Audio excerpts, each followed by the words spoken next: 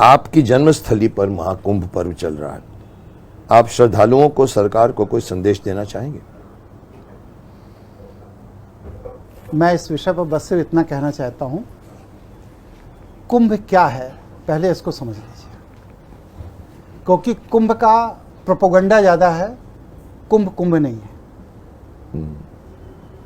अगर बोल सकता हूँ इजाजत? जी बोलिए साहब, मैं बोलता हूँ, मैं बहुत बेबाक आदमी हूँ, मुझे अच्छा लगता है। डरने की किसकी बात है? मेरा कहना यह है कि कुंभ पर जब आप एनालिसिस करेंगे, उस पर शोध करेंगे, उस पर रिसर्च करेंगे, तो आप ये पाएंगे कि जो ये धर्मशास्त्रों में कुंभ का वर्णन है, ऐसी घटना कभी नहीं घटी।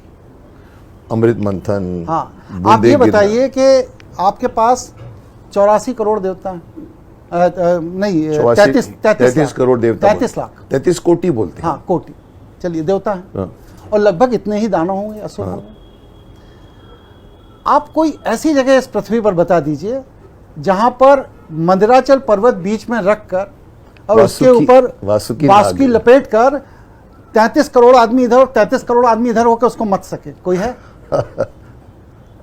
तो आप नहीं है तो, और अगर नहीं है, पहले अगर मान लीजिए हमने कहा है, मान लिया, चलो है, तो इसके बाद जो अमृत निकला, हाँ। वो इतने बड़े समुद्र में निकला, उसको उस समुद्र से इकट्ठा करने के लिए कोई छन्नी आपने लगाई होगी, तभी तो जैसे मक्खन निकाला जाता है वैसे अमृत निकाला होगा, तो वो इतनी बड़ी छन्नी कितनी बड़ी रही होगी।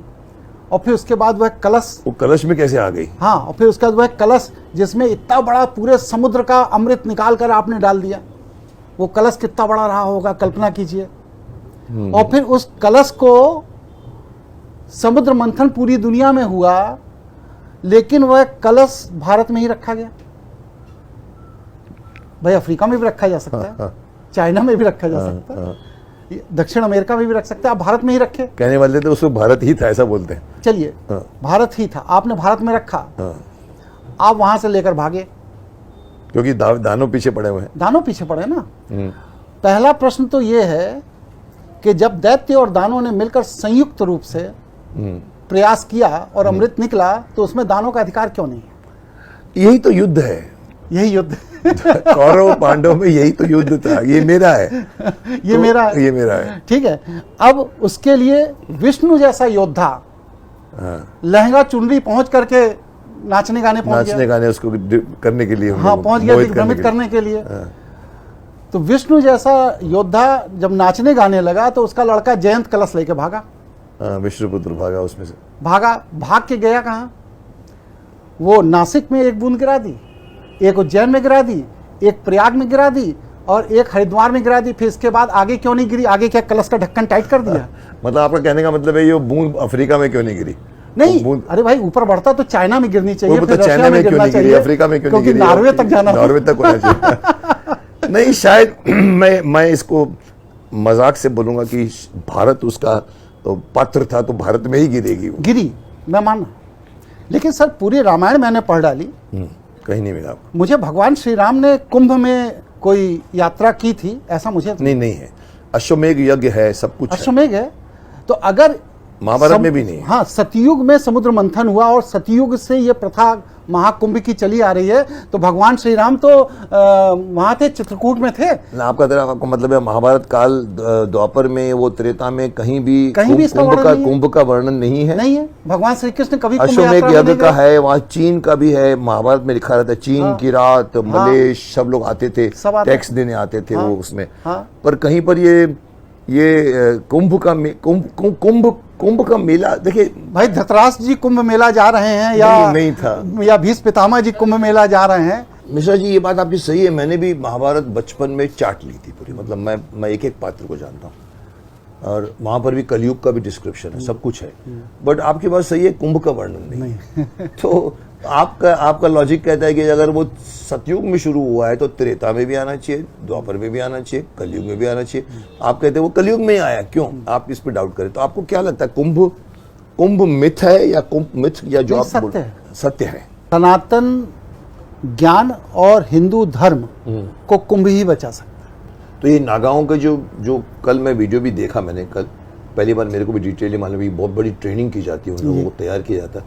तो ये उस वक्त मेरे दिमाग में था मुगलों से बचाने के लिए किया था। अभी आप बोल रहे हो 2500 साल पहले, तो फिर बौद्धों की बौद्धों, क्योंकि शंकराचार्य तो बौद्ध काल में हुए ना। हाँ, तो मुझे नहीं पता था। मैं समझता था कि ये जैसे अभी गुरु गोविंद सिंह ने सिख को समुदाय को खड़ा किया है हिंदू धर्म के लिए, बिल्कुल बिल्कुल मुगलों के खिलाफ। बिल्कुल। ये बोलते हैं आप बौद्धों के, बौद्ध छा गए थे पूरे, बौद्ध पूरे इस पर खा गए थे। बृहद्रथ जो था वो ग्रीस मतलब रोमन के हाथों बिक चुका था।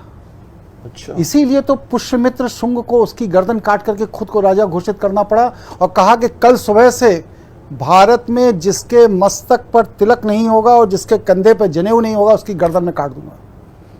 एक दिन के अंदर हिंदू धर्म स्थापित हो गया, एक दिन के अंदर। अच्छा, ये किया उसने। हाँ, बहुत बड़ा योगदान है पुष्यमित्र तो शुंग। ये नागाओं की जो सेना बनी है, जो हाँ। आजकल लोग नहीं समझते कि क्या है, क्यों है, काय को आते हैं, कुंभ में चले जाते हैं। हाँ। बहुत बड़ी बात है, मैंने सुना बहुत कि बड़ी बात है। या अखाड़ों में रहते हैं, भाई डिसिप्लिन्ड है, आप देखिए, माया की इन्हें कोई जरूरत नहीं है। हाँ, वो कहते हैं वो उन्हें सर्दी ना गर्मी वस्त्र नहीं, चाहिए, ना सुख दुख भी हाँ, नहीं, सुख, ना वस्त्र भी नहीं कुछ चाहिए। नहीं।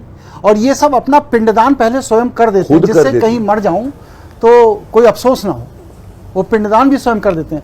इतनी बड़ी दिव्य ऊर्जा है नागाओं की कि यह दिव्य ऊर्जा अगर सही तरह से प्रयोग की जाए तो पूरी दुनिया में किसी की स्थिति नहीं है कि भारतीय संस्कृति पर उंगली उठा ले। मेरा सवाल इसी पे पैदा हुआ, अभी दिमाग में अभी आया कि इनका औचित्य क्या है।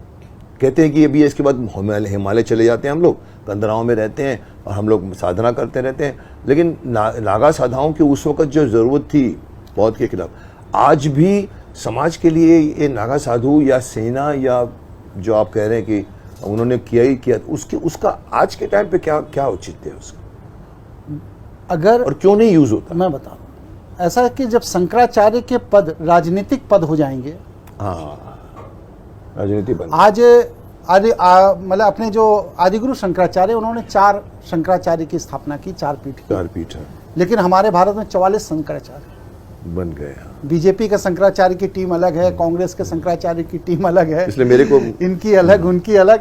तो ये जो शंकराचार्यों की जो एक जमात इकट्ठी कर दी गई, Politicized इसने नागाओं को इनएक्टिव कर दिया।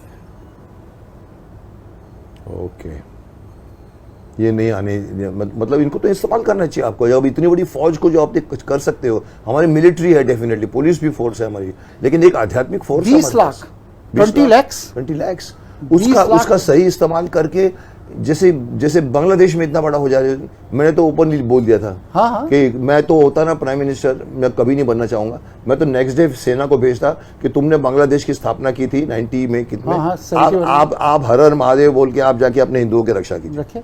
क्यों नहीं करते? करना चाहिए। तो ये मैं तो अटैक कीजिए आप, वो विल चाहिए, और विल हैज बीन एक्चुअली पार्टिसाइज, क्या बोलते हैं आप, पॉलिटिसाइज। आप ये वोट बैंकिंग और ये देखिए सर, हमारी जो संकल्पना है 25 गांव पर एक मंदिर, 25 गांव पर एक मंदिर, और 25 मंदिरों पर एक मठ, ओके, और 25 मठों पर एक तीर्थ, और 25 तीर्थों पर एक धाम। ये है डेवलपमेंट। ये हमारा आध्यात्मिक स्वरूप है जिससे समाज चलता था। आज आपने क्या किया कि मंदिरों के फाइनेंशियल सिस्टम को राजा ने अपने हाथ में ले लिया, या सरकार लेके बैठ गई। अब वहां IAS अधिकारी बैठा दिए जो वहां दान का पैसा वो ले जा रहे हैं। तो नागा काम कैसे करेगा? और वो कहते हैं मैं ले जा रहा हूं, मैं बताऊंगा कि 9,000 करोड़ में कुंभ कैसे होता है। ये काम क्या सरकार का है कुंभ लगवाना, कि शंकराचार्यों का है? तो ये सब चीजें ये पॉलिटिकलाइज कर दिया। और ये बहुत बड़ी बात आपने उठाई है कि मंदिरों का पैसा अगर जाए तो मंदिरों के फायदों के लिए जाए। हिंदू लोग हम देते हमारे फायदा नहीं है। और ये जो है दूसरे धर्मों को भी बांट रहे हैं। इसके ऊपर हम बाद में डिस्कस करेंगे, ये भी एक बहुत बड़ा पॉलिटिकल मुद्दा है। तो मैं समझता हूँ कि बहुत बातें कर ली, कुछ रखा जाए अपने सनातन मंच के लिए। अगली बार मैं आपको सनातन मंच में मैं इन्वाइट करके मैं चाहता हूँ उस पर मंथन करें। तो मैं चाहता हूँ, अच्छा खासा हमारा डिस्कशन चल रहा था। हम अभी वर्ल्ड की कई समस्याओं पर भी डिस्कस कर जाते, ये इतने सक्षम हैं, पर मैं चाहता हूँ कि हर शुरुआत कहीं ना कहीं रुकनी चाहिए। इसको मैं रोकूंगा नहीं, फुल स्टॉप नहीं दूंगा, कॉमा दूंगा, और मैं अगली बार फिर आपको बुलाऊंगा और मुझे पता आप आएंगे। मेरा सौभाग्य। नहीं, मेरा भी सौभाग्य है। तो इसको यही ख़त्म करते हैं। और मैं एक चीज़ जो एंड में हमेशा मुझे बोलनी पड़ती है, जो आप पहले से जानते हैं कि घर में आए अतिथि को खाली हाथ नहीं भेजते, हमारी भी एक छोटी सी परंपरा बन गई है। तो मैं अपनी कंपनी की तरफ से एक छोटी सी भेंट है ये, जहाँ आप इसमें पानी पी रहे हैं, सौभाग्य। आप इसको यूज़ कीजिए, दूध पीजिए, जो भी पीजिए आपको। सौभाग्य। और शक्तिमान की तरफ से ये हमारा एक पेड़ हर एक लगाओ, एक पेड़, वेरी गुड, जो बहुत ज़रूरी है। बहुत अच्छी। सो यहीं पर हम रुकते हैं, और इस प्रॉमिस के साथ में कि अगली बार इनको तो मैं बुलाऊंगा, मैं अगली बार अगले हफ्ते कौन होगा मुझे नहीं मालूम, वो इन्हीं की तरह ज्ञानी होगा और आपको ज्ञान बांटेगा, मुझे भी बांटेगा, और इस MK शो को आगे बढ़ाएगा। तो मिलते हैं अगले हफ्ता, इंतज़ार कीजिए, प्रतीक्षा कीजिए।